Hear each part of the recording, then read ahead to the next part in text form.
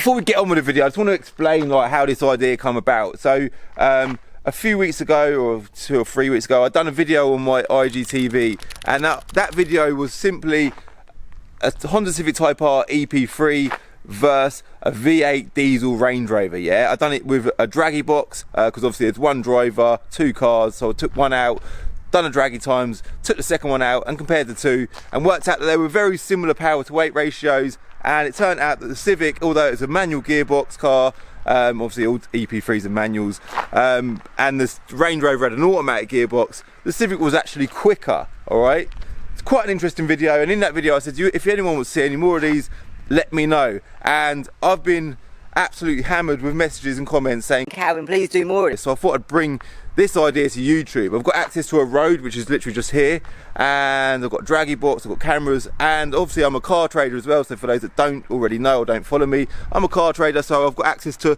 lots of cars. I can't really be choosy, like if I could find a perfect comparable to either one of these cars, that would probably be better, but I'm kind of restricted with the cars I've got available to me, but it's still quite a good idea, and we'll just experiment with it and see how we get on. All right, so today, like I said, we've got the 340i and a stage 2 Golf R. So what I'll do is I'll drop the camera down and then I'll walk you around the pair of the cars and explain like the stats on each one, yeah?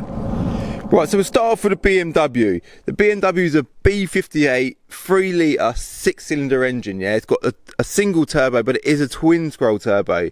It's got 332 bhp at the crank. It weighs 1,550 kilos, but the point here is wheel horsepower. This is a 2-wheel drive car, and obviously from the crank to the wheels you lose power, yeah, but with a 2-wheel drive car you lose about 15%, whereas the Golf is a 4-wheel drive car. We'll talk about that in a sec though.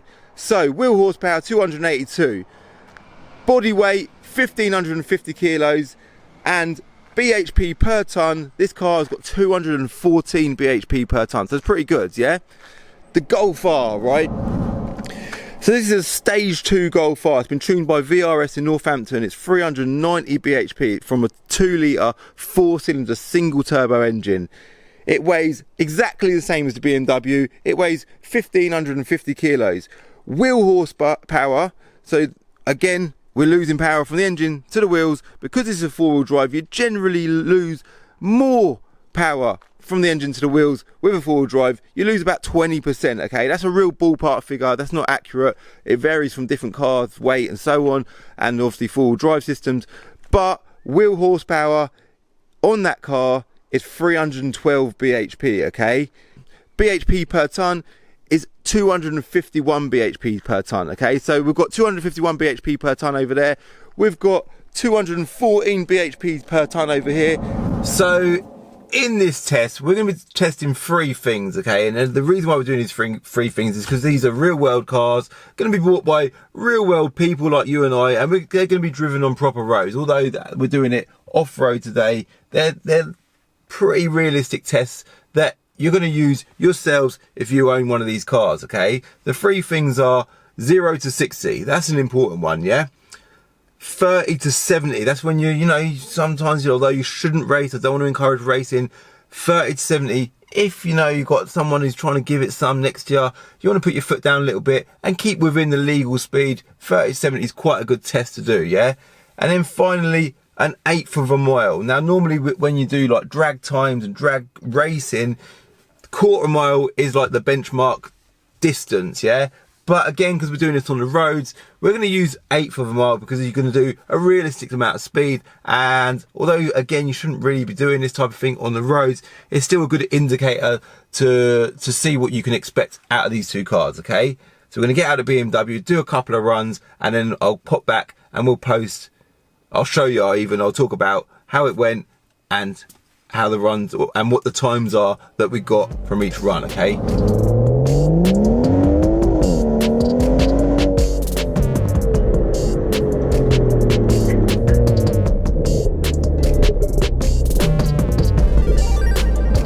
Right, so 340i. So what I've done is I've got put it in sports mode, put it in drive, put it in sports mode, traction controls off, sports mode is on, sport plus is on, so we've got all the systems off, everything's on our side. Bear in mind this is the 2-wheel drive car, so although the bhp per ton is a little bit less on this car. This is the two-wheel drive car, so it will give it an advantage, and it is a dry day, so we're not necessarily in need of four-wheel drive today at all, right? So I'm not sure if it's got launch control, but the plan is, let's just stop here a sec. So let me just see if it's got launch control.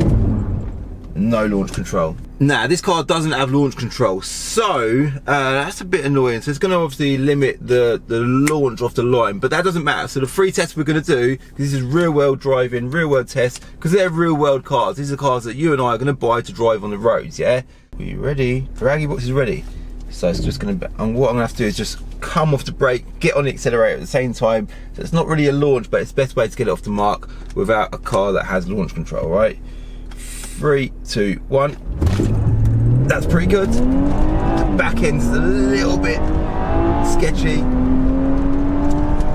Done. Sort of looking down at the speedo as I'm doing it. That felt good. That felt really good. That first run was actually really successful. We'll do it again. 3, 2, 1. That's it. Bit of lag. Slight give on the back wheels there. Done. Well, the BMW was extremely impressive. Right, so where should we start? I think we'll start with the best 0 to 60 time. The best 0 to 60 time that I got in a BM, which is, I'm well impressed in this. So bear in mind, again, no launch control, just foot on the floor, off the mark. And there was a little bit of lag as well. The quickest 0 to 60 time I managed to get was 0 to 60 in 5.29 seconds. That's actually really impressive. 30 to 70 time, the quickest 30 to 70 time I got was 4.08 seconds. And the quickest eighth of a mile time I got was 8.9 seconds, okay? So there's a good benchmark there to see how, well, to go up against the Golf R. So now we'll jump into Golf R and see how well that gets on.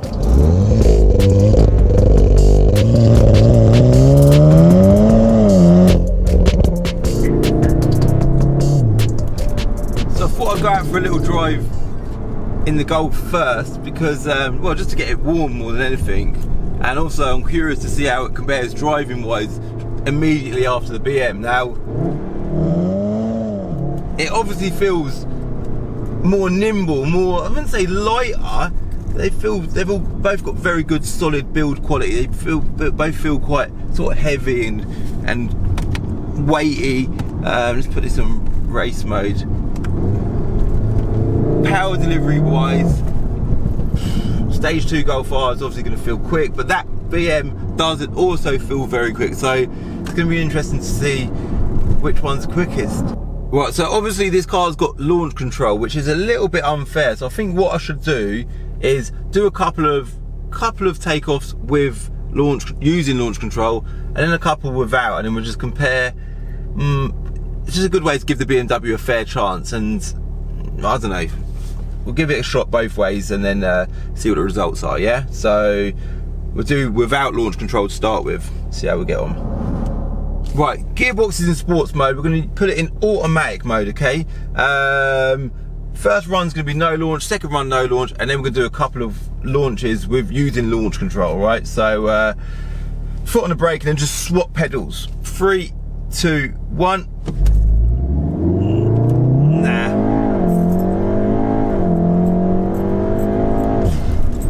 That felt bloody quick. It did feel quick, but no launch is a waste of time, I think. I just don't think it's worth doing. Right, launch control. Foot on both pedals and then release the brake when we're ready to go. 3, 2, 1. That's it. Much better.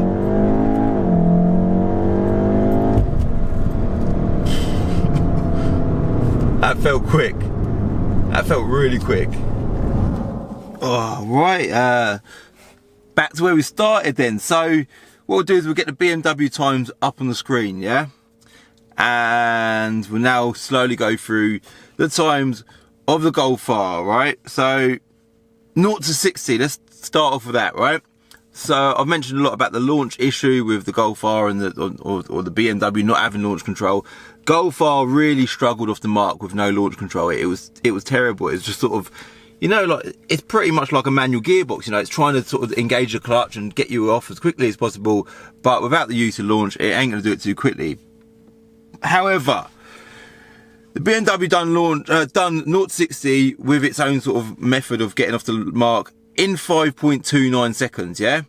The Golf R with no launch control, so just putting my foot on the pedal and going, done 0 to 60 in 4.48 seconds. So despite having a terrible off the mark chance, it done it quicker, right? When I use launch control, the Golf R done 0 to 60 in 3.9 seconds, so over half a second quicker by using launch, and then again well over, what's that in time, 1.4 seconds almost quicker to 60 than the BMW. So it's a lot quicker, yeah? 30 to 70 times, again with quicker. The Golf R done it in 3.25 seconds. The 1/8 of a mile time, Golf R done it in 8.23 seconds. So it's kind of like thinning out as the speed goes on.